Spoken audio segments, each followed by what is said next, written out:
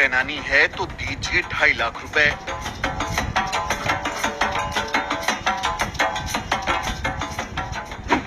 बाबा जी के चरण पखारने हैं तो दीजिए 1.5 लाख रुपए। बागेश्वर धाम वाले बाबा की रेट लिस्ट हुई वायरल। यजमान सेवा करनी है तो दीजिए 1 लाख रुपए और फूल चढ़ाने हैं तो 1,10,000 रुपए दीजिए। देखिए कैसे धर्म के नाम पर चल रहा है धंधा। माल्यार्पण करना है तो 51,000 रुपए, आरती करनी है तो 11,000 रुपए। ये रेट लिस्ट सुनकर आपके होश उड़ गए होंगे। मध्य प्रदेश के बागेश्वर धाम वाले बाबा के दर्शन करने से लेकर पगड़ी पहनाने और चरण पखारने से लेकर यजमान सेवा तक लाखों रुपए का रेट तय किया गया है। बाकायदा पोस्टर बनवाकर दाम की घोषणा की गई है। जिसको बाबा को पगड़ी पहनानी है वो 2,51,000 रुपए लेकर आए और जो चरण पखारना चाहता है वो 1,51,000 कैश लेकर आए। यजमान सेवा की चाहत वालों को भी 1 लाख रुपए चुकाने होंगे, तभी कृपा होगी, वरना उन्हें भगा दिया जाएगा। अगर कोई चाहता है कि बाबा पर फूल बरसाए जाएं, तो 1,10,000 रुपए के करारे नोट लाने होंगे। कोई माला पहनाने की हसरत लिए दरबार में आता है तो 51,000 रुपए लाना जरूरी है।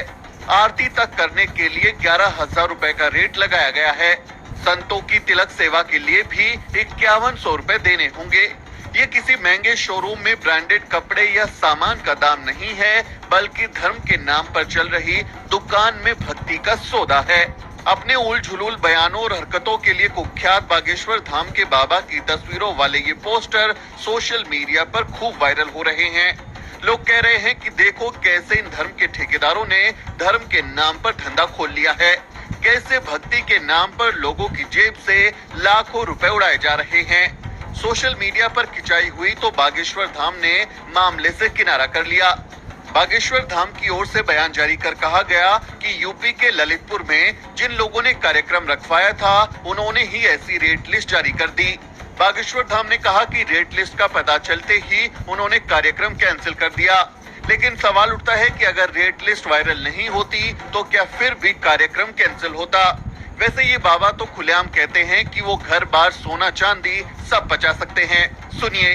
अमीर आदमी हो तुम हमें दे सकत, हम सब बचा ले भी। हम जात से ब्राह्मण है, ब्राह्मण का धर्म है दान लेना दान देना, यज्ञ करना यज्ञ कराना, वेद पढ़ना।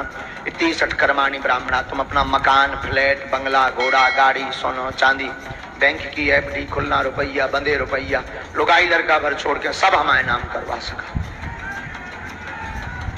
तो सुना आपने कैसे धर्म के नाम पर व्यापार चल रहा है, लेकिन व्यापारी सिर्फ ब्राह्मण हो सकता